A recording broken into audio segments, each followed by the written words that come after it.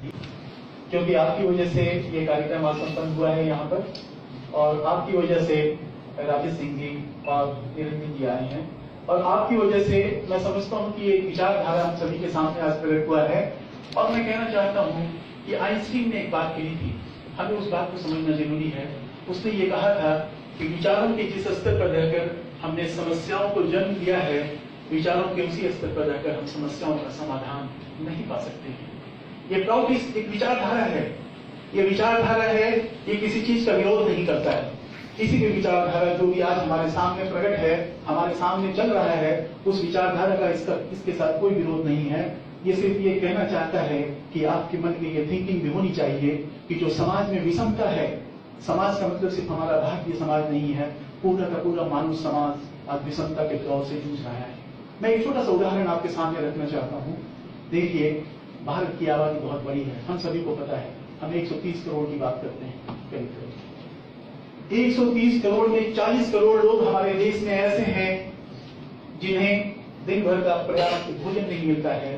दूसरी ओर 40 करोड़ लोग हमारे देश में ऐसे हैं जो यूरोपियन स्टैंडर्ड से जीते हैं, और आपको जानकर आश्चर्य होगा कि पूरी यूरोप की आबादी 40 करोड़ है। 40 करोड़ लोग हमारे देश में ऐसे हैं जिनका जीवन स्तर हम मानते हैं कि बहुत ऊंचा है, और 40 करोड़ लोग पर्याप्त भोजन नहीं कर सकते हैं। यह हमारे देश की सच्चाई है। यदि इस सच्चाई को हम जानते हैं और हमारे दिल में ये बात है कि हम इस सच्चाई के साथ जीना नहीं चाहते हैं, हम चाहते हैं कि समानता हमारे देश की एक बात बने, तो हमें इस विषमता को दूर करनी पड़ेगी।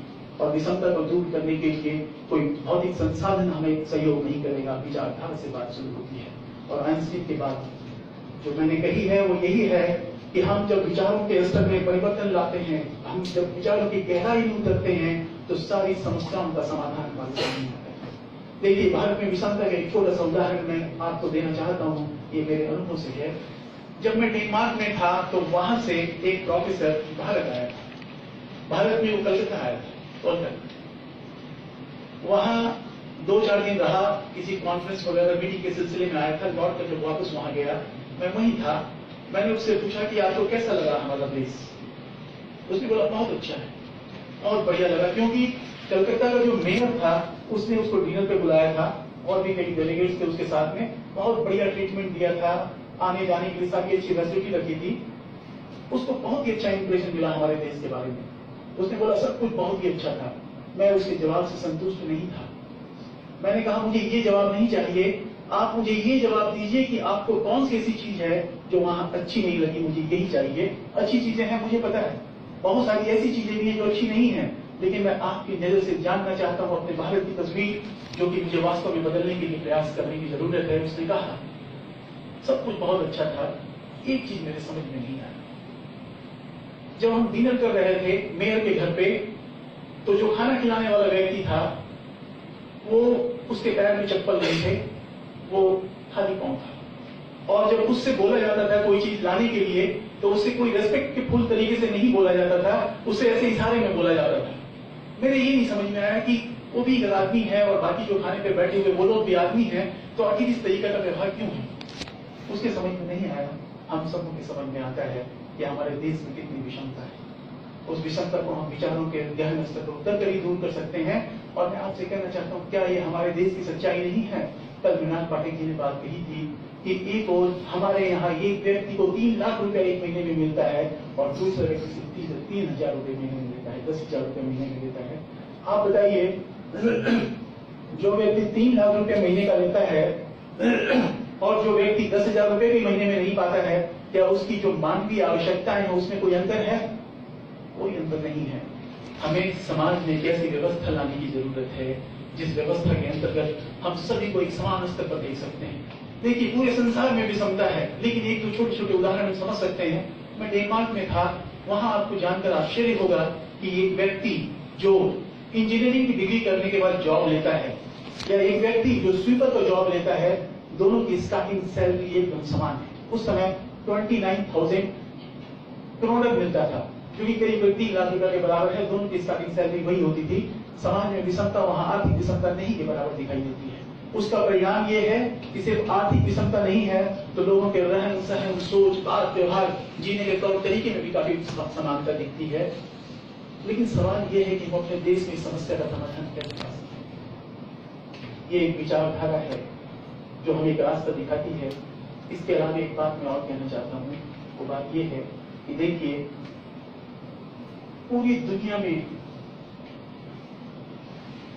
जो विचार के रूप में जो हीरे जवाहरात मोती हमारी संस्कृति में है, हमारे देश में है, दुनिया के किसी देश में नहीं है, लेकिन उन्हें हमने कंकड़ और पत्थर समझकर फेंक दिया। उदाहरण के तौर पर मैं कहना चाहता हूं कि जो समस्या है, इस समस्या के समाधान पे आज से 5000 साल पहले विचार प्रकट हुआ था हमारे देश में। भगवद गीता का एक छोटा सा श्लोक में बोलना चाहता हूं, और आप देखिएगा कि जो समस्याओं जिन समस्याओं से हम जूझ रहे हैं, उन समस्याओं का सीधा समाधान इस श्लोक में है। अधिकांश लोग इस श्लोक से परिचित भी होंगे। श्लोक है, ध्यायतो विषयान् पुंसा संगस्ते सुख जायते संगात् संजायते कामः कामात् क्रोधो विजायते क्रोधात् भवति सम्मोह सम्मोहात् स्मृति विभ्रम स्मृति भ्रंशात् बुद्धिनाशो बुद्धिनाशात् प्रणश्यति। इसे इतना ही कहना चाहता है कि जब हम विषयों के पीछे भागते हैं, जब हमें समझ नहीं है कि हमारे जीवन के लिए अच्छा क्या है, बुरा क्या है, जो चीजें दिखती हैं, अगर उसके पीछे भागते हैं तो उसके प्रति हमारे मन में कामना उत्पन्न होती है, और जब उसे प्राप्त करने के मार्ग में अवरोध उत्पन्न होता है, कामना की पूर्ति के मार्ग में जब अवरोध उत्पन्न होता है, तो मन में क्रोध उत्पन्न होता है, और जब हमारा मन क्रोध से भर जाता है तो हमारी बुद्धि भ्रमित हो जाती है। तो जब हमारी बुद्धि भ्रमित हो जाती है तो सही गलत का निर्णय नहीं ले सकते हैं, और वैसी स्थिति में विनाश अवश्य भावी है। तो बताइए, ये बात किसने बताई है? दुनिया की किस कोने से ये बात उठी है? ये बात हमारी संस्कृति में है, हमारे साहित्य में है, हमारी शास्त्रों में है।